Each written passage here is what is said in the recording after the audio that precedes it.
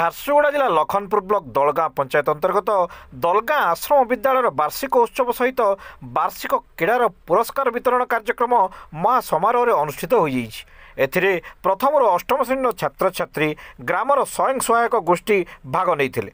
ଦୌଡ଼, ଉଞ୍ଚ ଡିଆଁ, ଲମ୍ବ ଡିଆଁ, ଗଣିତ କୁଇଜ୍, ବିଜ୍ଞାନ କୁଇଜ୍, ସଙ୍ଗୀତ ଚୌକି ଆଦି ସହ ଅନେକ ଖେଳ ହୋଇ ଏଥିରେ ପ୍ରଥମ, ଦ୍ୱିତୀୟ ଓ ତୃତୀୟ ସ୍ଥାନରେ ଛାତ୍ରଛାତ୍ରୀମାନଙ୍କୁ ପୁରସ୍କୃତ କରାଯାଇଥିଲା।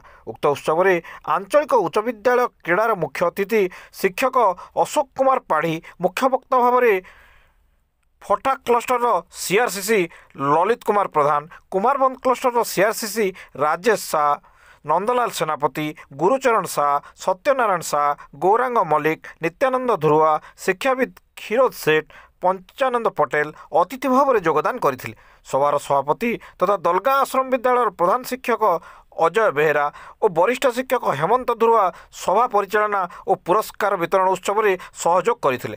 ଶିକ୍ଷୟିତ୍ରୀ ଅଞ୍ଜନା ପଟେଲ, ସହକାରୀ ଶିକ୍ଷକ ଭରତେନ୍ଦୁ ପଟେଲ, ମେଟ୍ରନ୍ ସବିତା ବେହେରା ଓ ଅନ୍ୟାନ୍ୟ କର୍ମଚାରୀ, ଗ୍ରାମବାସୀ, ଏସ୍ଏମ୍ସି କମିଟି ଓ ଭଦ୍ର ବ୍ୟକ୍ତିମାନଙ୍କର ସହଯୋଗରେ ବାର୍ଷିକ ଉତ୍ସବ ଓ ବାର୍ଷିକ କ୍ରୀଡ଼ା ପୁରସ୍କାର ବିତରଣ କାର୍ଯ୍ୟକ୍ରମ ସୁଚାରୁ ରୂପେ ସଫଳ ହୋଇ ଅନ୍ତିମରେ ସଭାର ସଭାପତି ଅଜୟ ବେହେରା ସମସ୍ତଙ୍କୁ ଧନ୍ୟବାଦ ଦେଇ ସଭା ସଙ୍ଗ କରିଥିଲେ ଓ ଶେଷରେ ଶିକ୍ଷକ ଭରତେନ୍ଦୁ ପଟେଲ ଧନ୍ୟବାଦ ଅର୍ପଣ କରିଥିଲେ।